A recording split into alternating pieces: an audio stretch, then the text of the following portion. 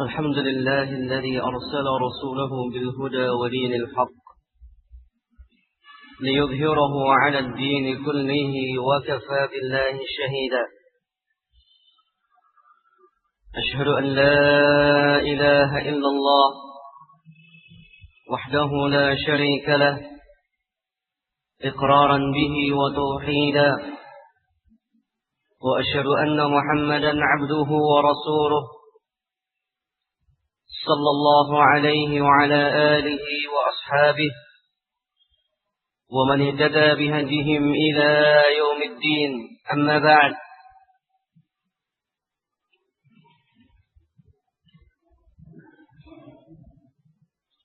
إخوتي في الله رحمني ورحمكم الله.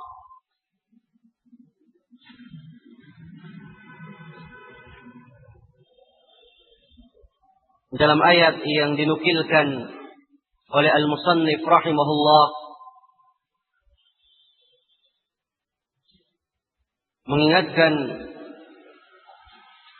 tentang sebuah persaksian yang harus ditegakkan dengan ilmu agama, persaksian yang seutuhnya, dan ini merupakan amanah dari Allah Subhanahu wa ta'ala.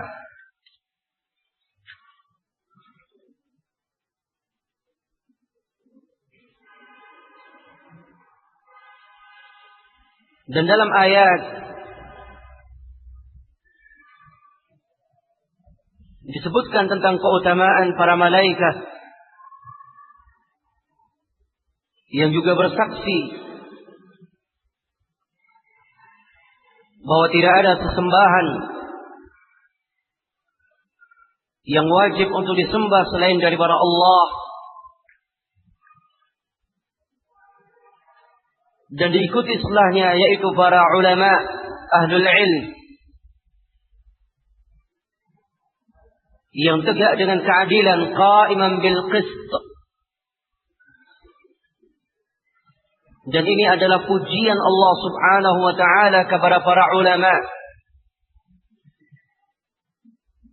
Para ulama ar-rabbani yang mana mereka adalah umat pilihan Allah yang memahami agama Allah dengan pemahaman yang benar dan mengamalkan apa yang telah mereka ketahui dan mereka tebarkan, mereka sampaikan kepada umat.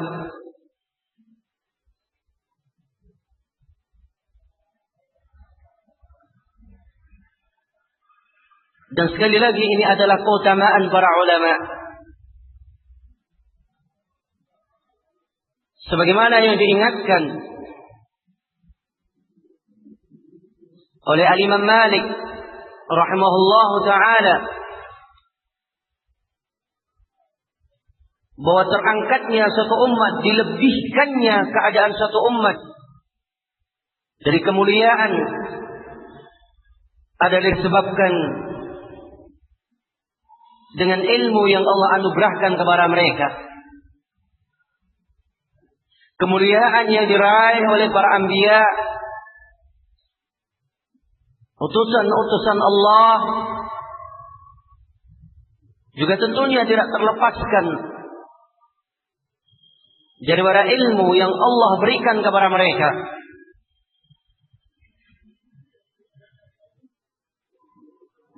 Oleh sebab itu, golongan umat manusia yang paling mulia setelah para anbiya, para rasul, adalah para ulama.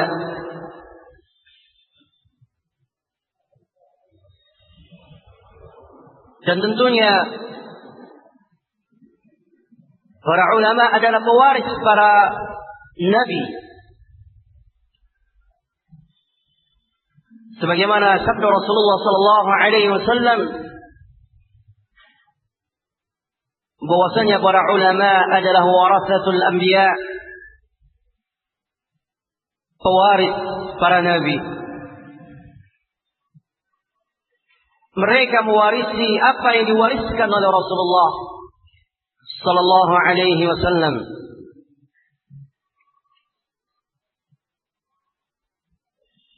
Dan sebagaimana yang Allah ingatkan, yarfa'illahu alladhina amanu minkum walladhina utul ilma darajat.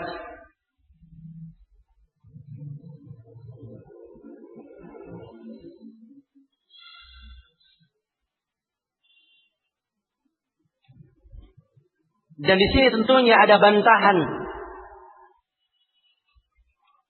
orang yang menyatakan bahwa seorang dai lebih mulia daripada seorang alim. La, bukanlah demikian. Karena belum tentu dia seorang dai, tetapi memiliki sifat sebagai seorang dai. Dan belum tentu dia menjadi seorang yang dikatakan ad-da'i ila Allah. Tetapi seorang alim yang rabbani, mereka adalah orang yang tentunya juga al-amil dan juga ad-da'i. Dan ini merupakan kemuliaan yang Allah berikan kepada mereka. Qala al-musannif rahimahullah, kembali Syekhul Islam mengingatkan kepada kita tentang prinsip yang telah beliau utarakan yang berkaitan tentang an-nafi wal isbat, bahwa seorang muslim itu tertuntut untuk bersikap mengingkari dan menolak semua bentuk sesembahan selain daripada Allah.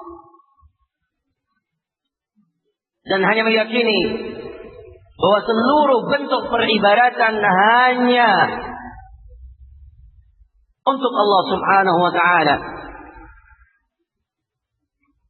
Kata beliau, wa tafsiruha alladhi yuwaddihuha qawluhu ta'ala. Apa yang kami utarakan, hal ini sebagaimana yang Allah jelaskan dalam firman-Nya. Sebagai contoh bentuk an-nafi wal isbat ia dilakukan oleh seorang nabi. Wa in qala Ibrahim li abihi wa qaumi innani bara'un mimma ta'budun illa alladhi fatarani fa innahu sayahdin wa ja'alaha kalimatan baqiyatan fi 'aqibihi la'allahum yarji'un. Ayat ini di dalamnya ada an-nafi dan ada al-isbat. Ada yang bermakna pengingkaran kepada semua bentuk sesembahan selain Allah, dan ada sebuah penyebutan secara mutlak bahwa yang wajib dan hanya satu-satunya untuk menerima atau yang berhak untuk disembah hanyalah Allah subhanahu wa ta'ala. Tidak ada yang lainnya. Wa in qala Ibrahim, dan tatkala Nabi Ibrahim berkata li abihi, kepada ayahnya, wa qaumihi, dan kepada kaumnya, innani bara'un mimma ta'budun, sesungguhnya aku berlepas diri dari apa yang kalian sembah. Ini adalah bentuk penafian. Saya berlepas diri daripada apa yang kalian sembah. Illa alladhi fatarani, kecuali yang telah menciptakan aku, fa innahu sayadin, maka sesungguhnya dialah Allah yang akan memberikan petunjuk kepada aku. Ini al-isbat. Ini namanya al-isbat. Bahwa yang memberikan petunjuk, yang wajib untuk disembah adalah Allah subhanahu wa ta'ala. Dan inilah perwujudan daripada keutuhan kalimat tauhid, la ilaha illallah.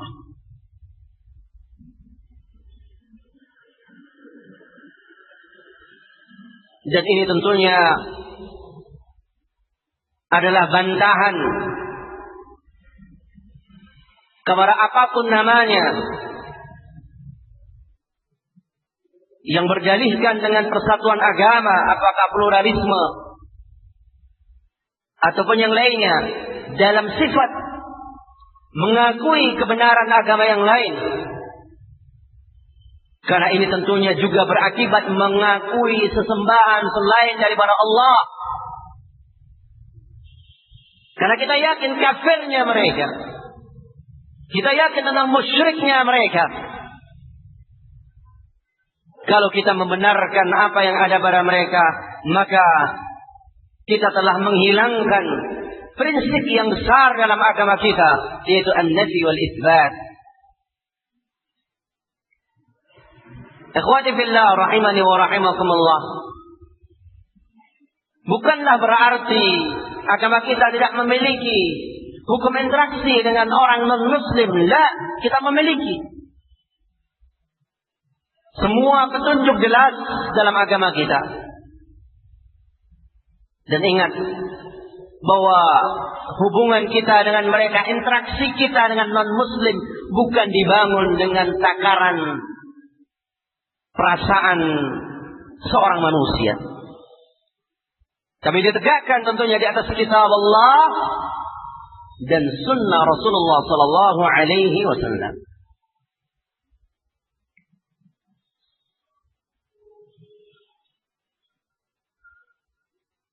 Wa ja'alaha kalimatan baqiyatan fi akhirih. Dan yang seperti inilah yang Allah akan jadikan sebagai suatu kalimat yang akan selalu ada pada generasi yang mendatang. La'allahum yarji'un, semoga mereka semuanya kembali. Kalimatan baqiyatan adalah kalimat tauhid. Kalimat yang akan selalu abadi adalah kalimat la ilaha illallah. Dan kalimat yang seharusnya mendapatkan perhatian dari para seluruh umat ini, sehingga benar-benar mereka mewujudkan persaksian yang sebenar-benarnya.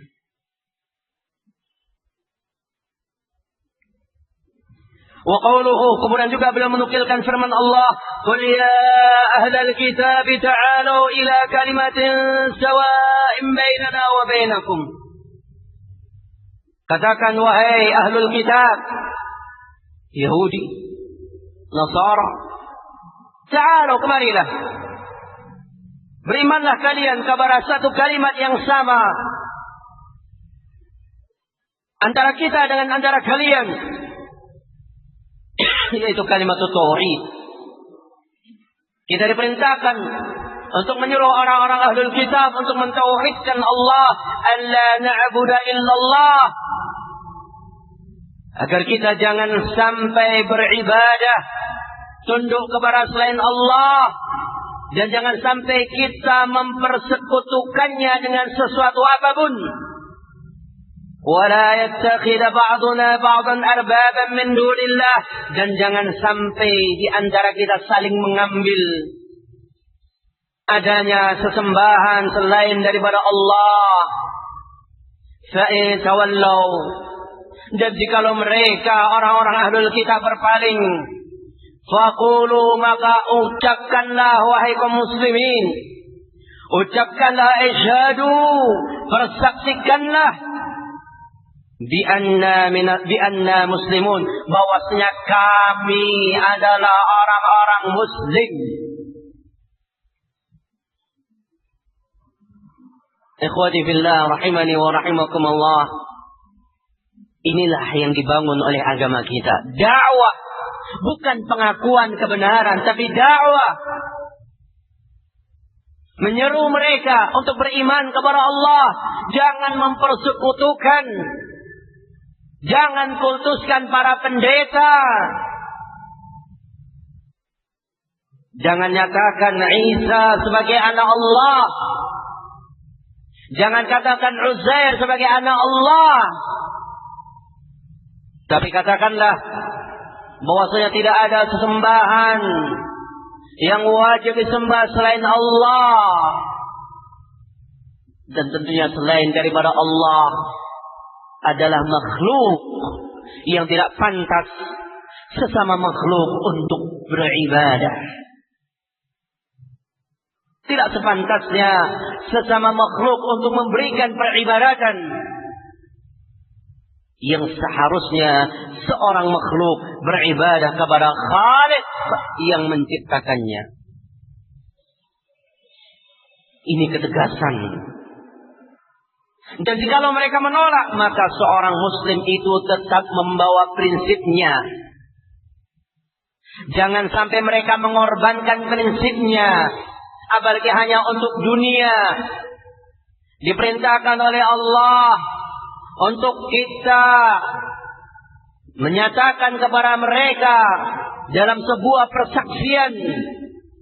Kita katakan kepada mereka, ketahuilah, saksikanlah, persaksikanlah bahwasanya saya adalah seorang muslim. Saya adalah seorang muwahhid. Sebagian para ulama ada yang menamakan sikap ataupun upaya untuk seorang tetap menampilkan komitmen agama secara zahir dan batin. Ini dinamakan al-muraghamah. Upaya untuk tetap menjaga keutuhan di dalam beragama, baik secara zahir ataupun batin. Ini dinamakan muraghamah.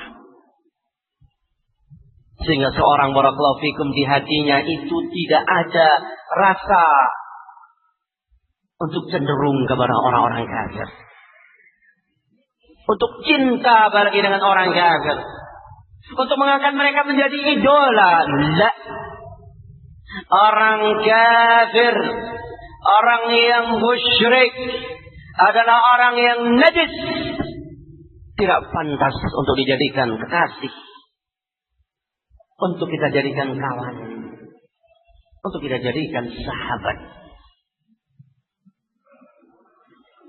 Ini yang harus kita ingat. Sehingga seorang muslim itu tetap mengibarkan prinsip agamanya dimanapun dia. Karena itu tanggung jawab. Ini merupakan tanggung jawab.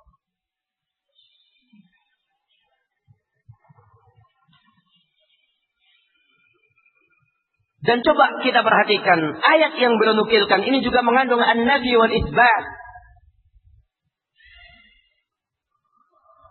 Nafinya coba antum perhatikan. Alla na'buda. Yaitu agar jangan sampai kita beribadah. Karena adanya peribadatan pasti adanya yang disembah. Maka orang yang tunduk kepada selain Allah, berarti dia akan melakukan bentuk ketundukan dan peribadatan kepada selain Allah. Maka ini ayat diingatkan sebagai nafi. Alla na'budu illa Allah wa la nusyrika bih wa la nusyrika bihi syai'an wa la yattakhidha ba'duna ba'dan arbaba min dunillah. Ini adalah bentuk pengingkaran kepada sesembahan selain Allah Subhanahu wa ta'ala.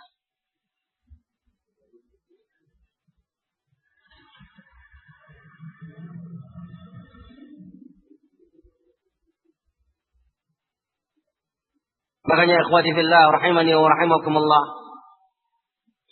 apa yang Allah katakan di akhir ayat, faqulu syahadu bi anna muslimun, ini adalah bukti ketundukan seorang muslim yang hanya meyakini Allah satu-satunya zat yang wajib untuk disembah. Dan ini adalah al-isbat.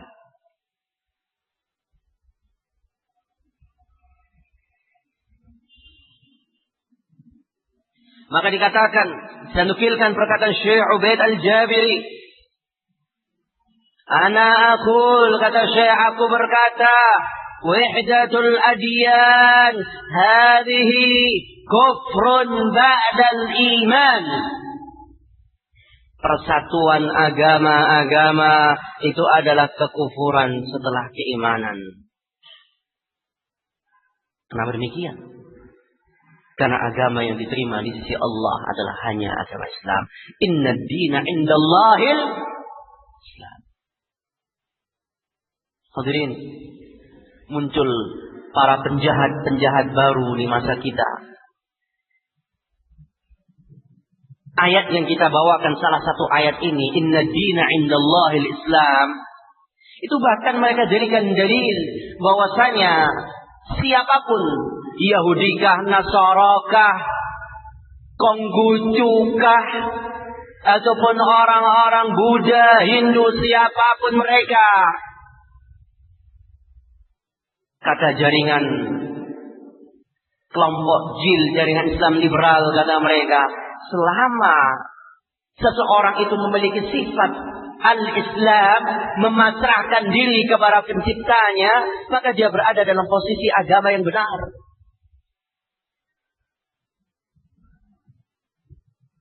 Karena kebenaran, kata mereka, bukan monopoli Islam.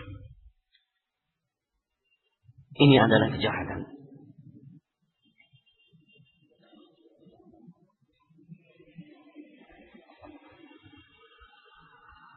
قال المصنف رحمه الله ودليل شهادة أن محمدا رسول الله قوله تعالى لقد جاءكم رسول من أنفسكم عزيز عليه ما عنتم حريص عليكم بالمؤمنين رؤوف رحيم. Selanjutnya, kalau yang sebelumnya beliau mengingatkan sebuah persaksian yang harus terjaga dan disempurnakan, yang berkaitan antara kita dengan Allah, maka selanjutnya adalah bentuk persaksian kita kepada Rasulullah sallallahu alaihi wasallam. Persaksian tentunya sebagaimana yang telah kita pahami, asy-syahadah.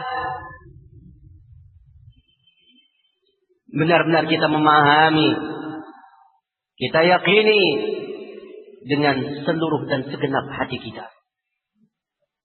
Apa yang kita yakini?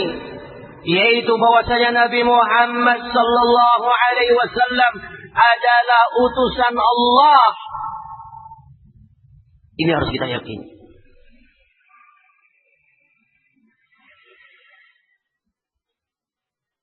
Dan sifat beliau adalah laqad ja'akum rasulun, sungguh telah datang kepada kalian seorang rasul, yaitu Rasulullah sallallahu alaihi wasallam, min anfusikum, beliau daripada diri-diri kalian, daripada jenis kalian. Azizun alaihi ma anittum, sangat berat beliau merasakan apa yang menjadi beban atas kalian. Harisun alaikum, dan beliau adalah orang yang sangat semangat untuk kebaikan kepada kalian semuanya. Bil mu'minina raufun, beliau adalah orang yang sangat lembut, sangat penyayang dengan orang-orang yang beriman. Ini sifat Rasulullah sallallahu alaihi wasallam, dan juga dalil bahwasanya beliau adalah benar-benar utusan Allah Subhanahu wa taala.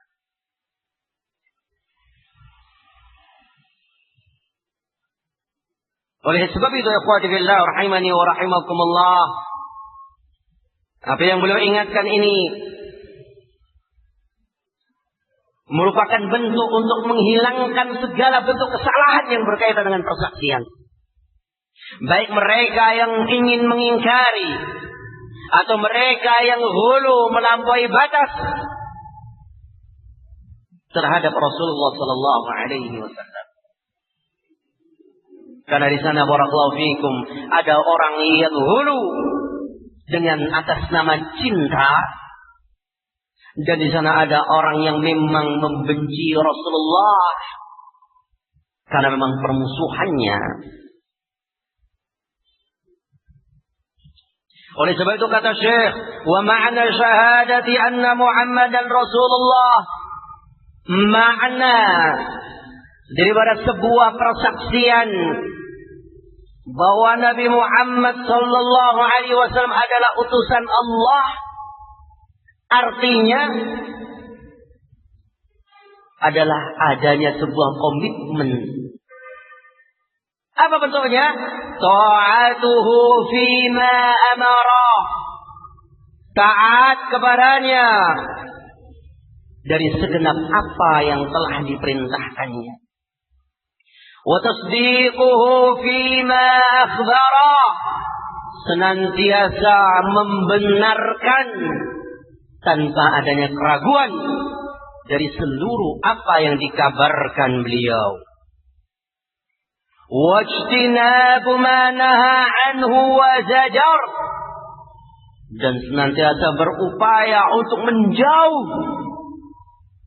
Berupaya untuk jauh dan menjauh dari segenap apa yang dilarang dan diperingatkan. Dan selanjutnya kata beliau, wa alla ya'budallah illa bima syara'. Dan jangan sampai kita ini beribadah kepada Allah kecuali dengan syariat yang telah ditetapkan. Ini konsep yang sangat agung ya ikhwan, jikalau difahami oleh kaum muslimin, yang berkaitan tentang persaksian bahwa Nabi Muhammad sallallahu alaihi wasallam adalah hamba dan utusan. Maka barakallahu fiikum, apapun yang mereka katakan, walaupun atas nama cinta, kalau keluar daripada apa yang disebutkan tadi, itu adalah cinta yang dusta, cinta yang palsu. Karena komitmen daripada kecintaan kepada Rasulullah akan mewujudkan sebagaimana yang beliau katakan, taat dengan apa yang diperintahkan, membenarkan apa yang dikabarkan, dan meninggalkan, menjauh dari segenap yang dilarang dan diperingatkan. Kemudian tunduk beribadah kepada Allah dengan apa yang disyariatkan, tidak melakukan apapun, sekecil apapun sebuah bentuk ibadah yang tidak disyariatkan. Makanya ya ikhwah rahimani wa rahimakumullah, perkara yang berkaitan wa alla ya'budallah illa bima syara', ini mengingatkan tentang keagungan syariat Allah Subhanahu wa taala, dan mengingatkan tentang bahayanya orang yang melakukan amalan dengan tanpa adanya landasan dari Rasulullah sallallahu alaihi wasallam. Karena kalau dia beramal dengan sesuatu yang tidak ada dalilnya, itu adalah kedustaan. Itu adalah kebencian kepada Rasulullah. Karena amanah cinta hanya bergerak dalam sebuah ibadah yang hanya diperintahkan.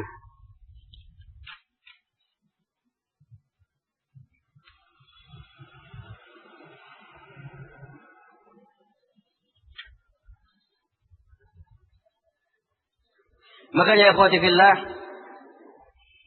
4 permasalahan yang disebutkan ini hafalkan, camkan, dan jadikan prinsip dalam kehidupan sebagai takaran mahabbatullah atau mahabbatur Rasul.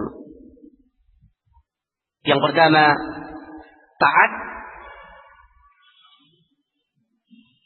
taat kepada Rasulullah, taat dengan segenap apa yang diperintahkan, membenarkan apa yang dikabarkan, meninggalkan apa yang dilarang dan diperingatkan, dan beribadah hanya dengan ketentuan syariat. Hal inilah yang Allah ingatkan kepada kita, qul in kuntum tuhibbunallah fattabi'uni yuhibbukumullah. Katakan, kalau kalian cinta kepada Allah, maka ikutilah aku, ikuti Rasulullah sallallahu alaihi wasallam. Niscaya Allah Subhanahu wa taala akan mencintai kalian.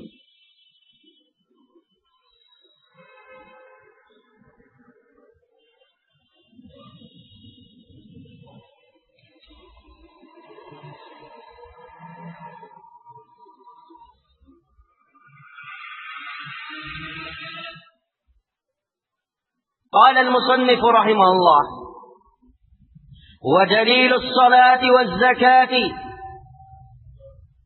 وتفسير التوحيد قوله تعالى: وما أمروا إلا ليعبدوا الله مخلصين له الدين حنفاء ويقيموا الصلاة ويؤتوا الزكاة وذلك دين القيمة.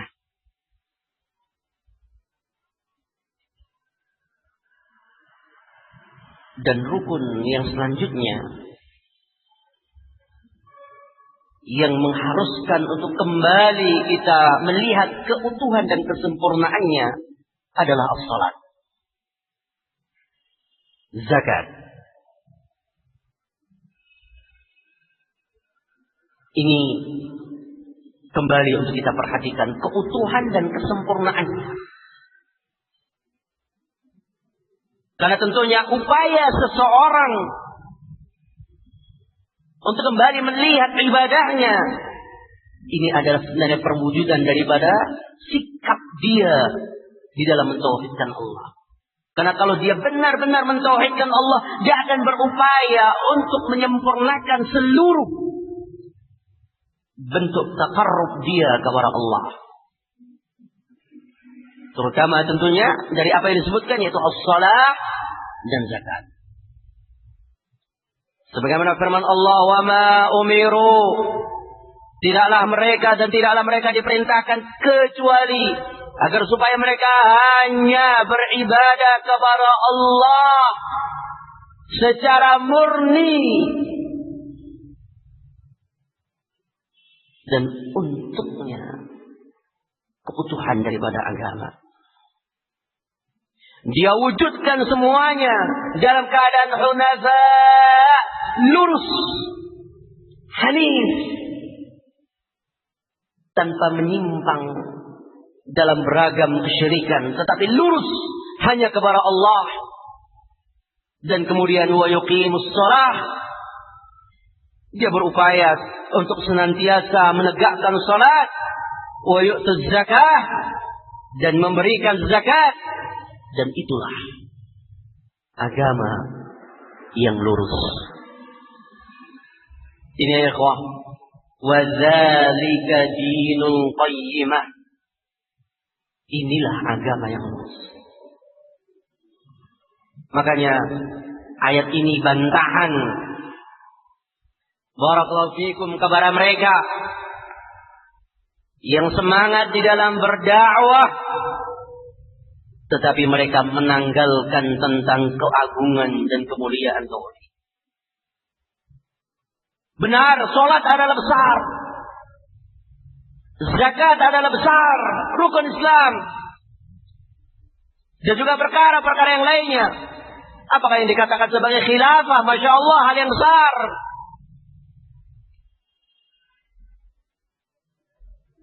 Tapi ingat, tatkala kalian melalaikan pondasi yang besar, yaitu tauhid, perkara tauhid dalam dakwah dan upaya kalian, dikatakan oleh para ulama, itulah kegagalan.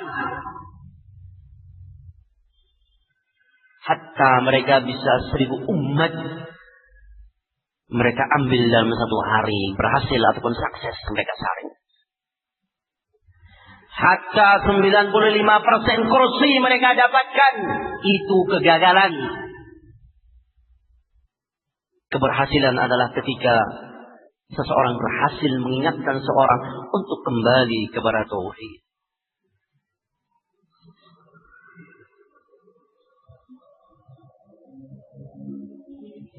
Dan di dalam ayat ada penyebutan as-salat dan zakat. Dikatakan karena perkara ini adalah perkara yang paling agung di antara rukun Islam setelah asy-syahadatain. Salat dan zakat. Yang banyak dilalaikan tentang keutamaan, keutuhan dan kesempurnaan dua permasalahan ini. قال المصنف رحمه الله ودليل الصيام قوله تعالى. Selanjutnya rukun Islam yang selanjutnya adalah puasa.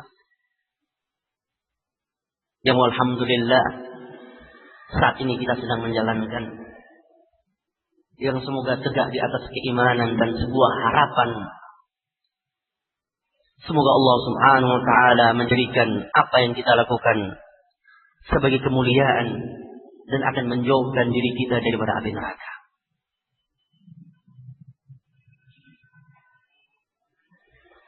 Ya ayyuhalladzina amanu kutiba alaikumus shiyam. Wahai orang-orang yang beriman, diwajibkan atas kalian berpuasa sebagaimana diwajibkan kama kutiba alal ladzina min qablikum, atas umat yang sebelum kalian, la'allakum tattaqun, semoga kalian menjadi umat yang bertakwa. Puasa ya ikhwah adalah rukun yang tentunya wajib untuk ditegakkan, tentunya dengan syarat-syarat sebagaimana yang telah kita fahami, yang berkaitan tentang kesempurnaan daripada puasa.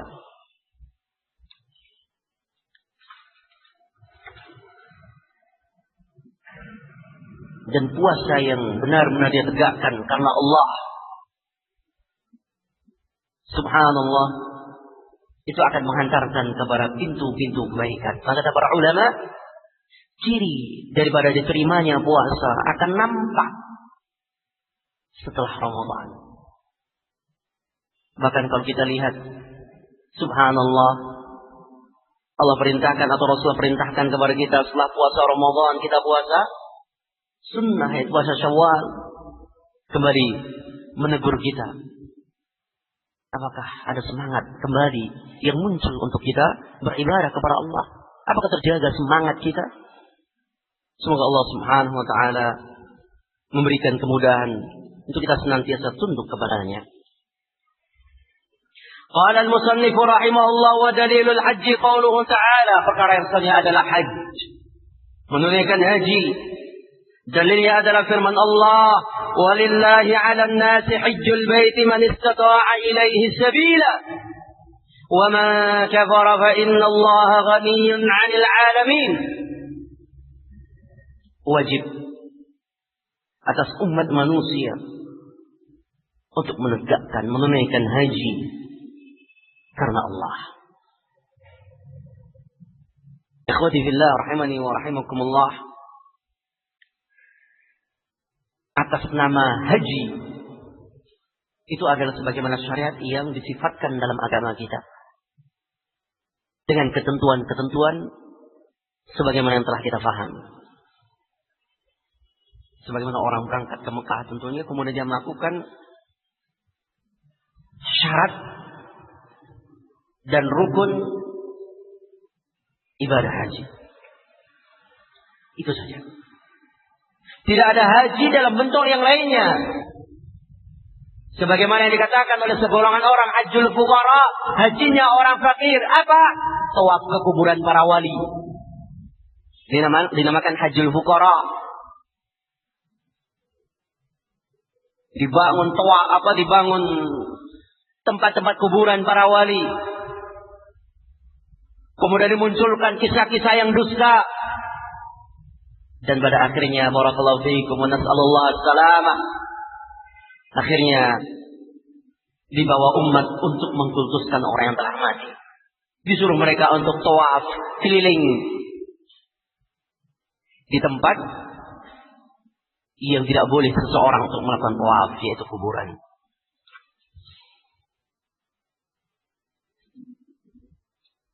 Qala al-musannif rahimahullah al-martabah ats-tsaniyah.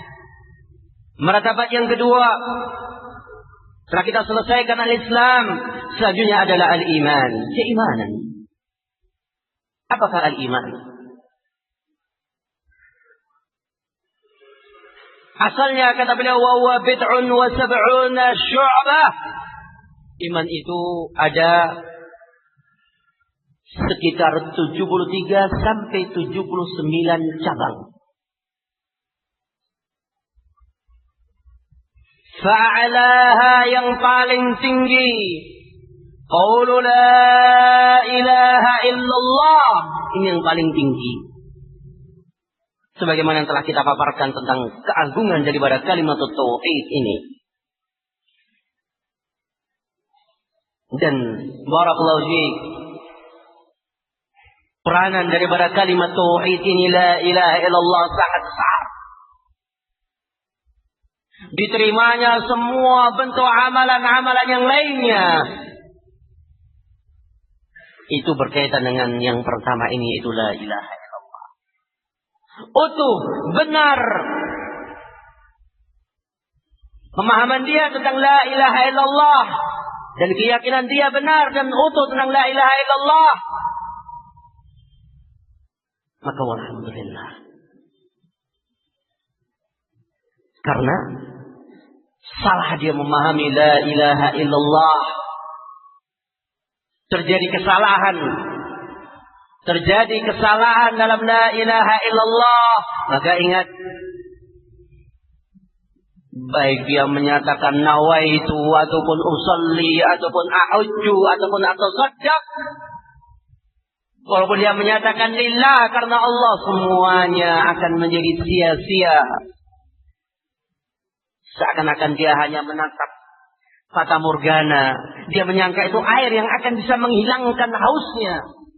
Tatkala mendekat, menghilang, punah bahkan. Oleh sebab itu la ilaha illallah adalah hal yang paling utama untuk dipahamkan kepada umat. Maka dikatakan oleh beliau, fa'alaha, yang paling tinggi adalah la ilaha illallah. Wa adnaha imatatul adha 'anil tariq. Dan yang paling rendah daripada keimanan adalah menyingkirkan halangan dari tengah jalan. Menyingkirkan al-adha, sesuatu yang akan menjadi penghalang, durikah, paku, ataupun yang lainnya, sesuatu yang bersifat mengganggu bagi pengguna jalan. Ketika dia menyingkirkan, maka itu adalah bagian daripada keimanan. Wal haya'u syu'batun minal iman, dan rasa malu merupakan cabang daripada keimanan. Kalau kita perhatikan ya ikhwah, definisi iman itu lengkap dalam apa yang disebutkan oleh beliau. Qaulu la ilaha illallah. Keimanan itu harus diwujudkan dalam sebuah persaksian dengan lafaz dia. Dan ini merupakan peringatan bagi kita sekali lagi bahwasanya keimanan itu harus diwujudkan dengan lisan. Dan perkataan beliau wa adnaha imatatul adha 'anil tariq. Ini juga sebuah bentuk penafsiran tentang keimanan atau bagian keimanan, bahwa fisik kita, gerakan fisik kita, selama tentunya dalam koridor syariat Allah, maka hal itu adalah bagian daripada keimanan. Dan ingat bahwa tidak terpilahkan dan tidak boleh dipilahkan antara iman dan amal. Dan tidak cukup seseorang hanya meyakini tanpa amal, melafalkan dengan tanpa amal.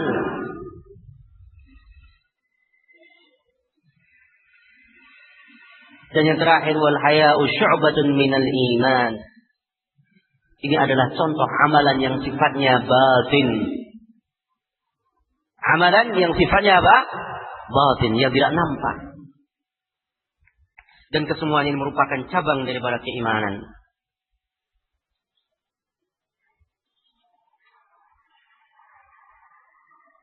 Dan secara ringkas berarti al-iman adalah qaulun bil lisan, diungkapkan dengan lisan, dilafazkan dengan lisan, wa i'tiqadun bil qalb, diyakini dengan hatinya, kokoh, tegar. Hatinya itu berkata tentang keimanan.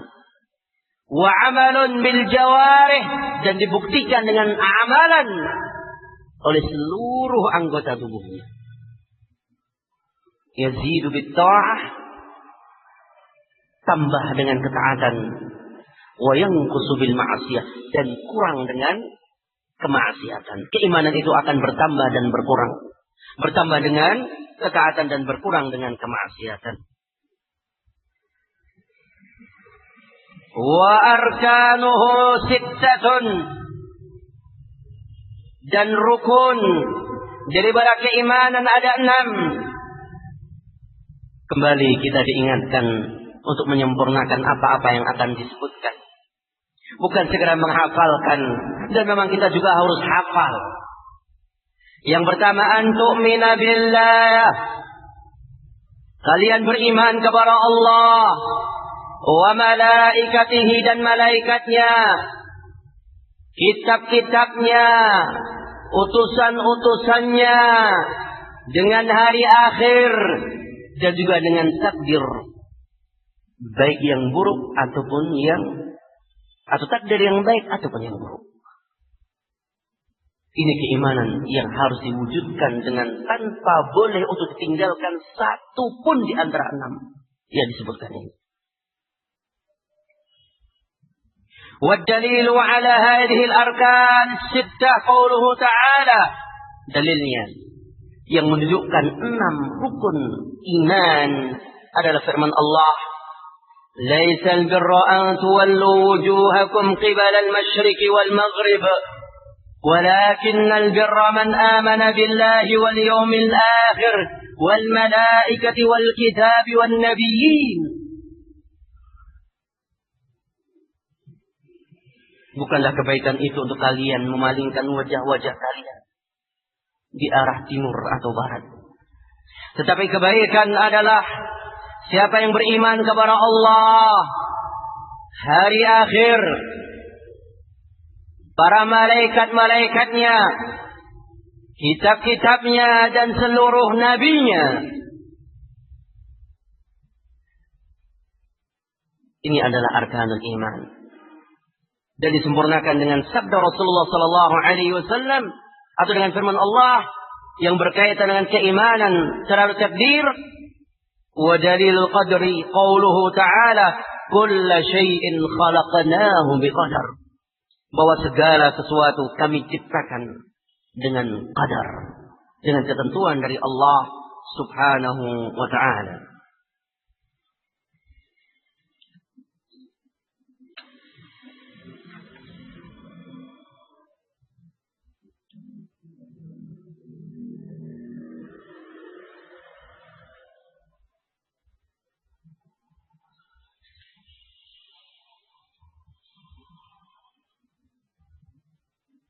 Ini tentang kewajiban. Kulla syai'in khalaqnahu biqadar. Kita yakini yang berkaitan tentang ketentuan Allah subhanahu wa ta'ala. Dan tentunya barakallahu fikum, dari setiap rukun ada perinciannya. Dan tentunya tidak akan mungkin untuk kita membahas secara terperinci. Dari barakallahu fikum, sekali lagi yang harus kita yakini tentang keimanan kita kepada Allah, kita utuhkan dalam perwujudan tauhid. Yang berkaitan dengan para malaikat, kita meyakini bahwasanya mereka adalah malaikat-malaikat Allah yang Allah ciptakan daripada cahaya, yang tidak pernah berbuat maksiat kepada Allah, wa yaf'aluna ma yu'marun, dan senantiasa melakukan apa yang diperintahkan. Dan mereka itu bukanlah anak-anak perempuan Allah sebagaimana dituduhkan Bahwasanya para malaikat itu adalah anak-anak perempuan Allah. Dan sesungguhnya para malaikat tidak bisa membawa madarat dan manfaat. Sebagaimana yang diyakini oleh segolongan orang di dalam doa-doa yang diajarkan, yaitu doa-doa kesyirikan. Ada sebuah kitab Syamsul Ma'arif Kubra dan kawan-kawannya. Di sana ada mujarrabat atau mujarabat al-kubra, ada hayatu atau al-hayatu al-hayawanul kubra. Ada beberapa kitab yang mengajarkan permohonan kepada para malaikat dengan mereka simbolkan dengan tulisan-tulisan tertentu. Orang yang melakukan seperti ini ya ikhwah adalah orang yang tidak beriman dengan malaikat-malaikat. Dan juga kepada kitab-kitabnya. Kita meyakini bahwasanya semua kitab yang diturunkan adalah kalamullah, firman Allah. Semuanya adalah hak. Dan risalah yang terakhir yang menyempurnakan dan sebagai penutup semua risalah adalah Al-Quran.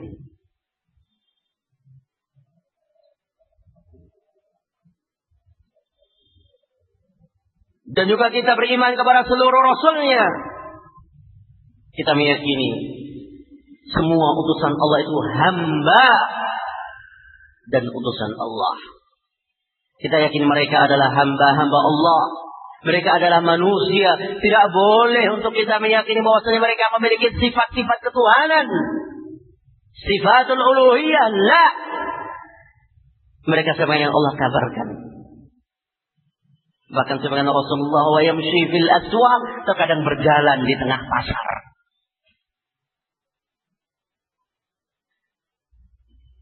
Wa bil yaumil akhir, dan kita beriman kepada yaumil akhir dan dengan sifat-sifatnya dan juga dengan ketentuan-ketentuan yang telah Allah ingatkan. Tentunya yaumul akhir punya muqaddimah. Dimulai tentunya dengan adanya kiamat. Dan kiamat memiliki muqaddimah. Dan sebelum adanya muqaddimah yang lainnya, ada tanda-tanda hari kiamat. Dan semuanya kita yakini. Semua kita yakini. Dan hari kiamat adalah sesuatu yang gaib. Dan yaumul akhir adalah hari yang sangat dahsyat. Yang tidak ada perlindungan kecuali perlindungan Allah subhanahu wa ta'ala. Yang terakhir, wabil qadari khairihi wa syarrihi. Kita beriman kepada Allah subhanahu wa ta'ala dengan ketentuan takdir yang telah Allah tentukan. Ikhwati fillah, rahimani wa rahimakumullah. Orang beriman kepada takdir tidak akan rugi. Bahkan menjadi motivasi orang untuk beramal. Kenapa? Takdir merupakan sesuatu yang gaib. Tetapi Allah subhanahu wa ta'ala memberikan jalan-jalan kemuliaan bagi kita. Orang yang Allah tentukan sebagai penghuni surga, Allah akan mudahkan jalan dia untuk melakukan kebaikan-kebaikan. Walhamdulillah, Allah subhanahu wa ta'ala memberikan kepada kita qudrah ikhtiyariyah, kemampuan untuk memilih, memilah. Dan ini merupakan anugerah Allah subhanahu wa ta'ala. Sehingga kita dalam mencari sebuah kebaikan atau dalam mengharapkan sebuah kebaikan, barakallahu fikum, dibimbing kita dengan Al-Quran dan Sunnah. Kita pelajari agama Allah, kita cari sebab kemenangan, dan kita jauhi dan kita tinggalkan seluruh dan segenap sebab-sebab yang akan membawa kepada kemurkaan Allah subhanahu wa ta'ala. Ikhwati fillah rahimani wa rahimakumullah. Mungkin kiranya yang berkaitan dengan arkanul iman mungkin cukup atau kita cukupkan, dan yang berkaitan tentang permasalahan ihsan dan selanjutnya beberapa poin lagi insyaallah dilanjutkan dengan Ustaz Al-Fadhil Ja'far Saleh. Insyaallah beliau sudah bersama kita dan waktu dan tempat kami persilahkan. Dan sebelumnya saya minta maaf. Aqulu qawli hadza wa akhiru da'wana alhamdulillahi rabbil alamin. Assalamualaikum warahmatullahi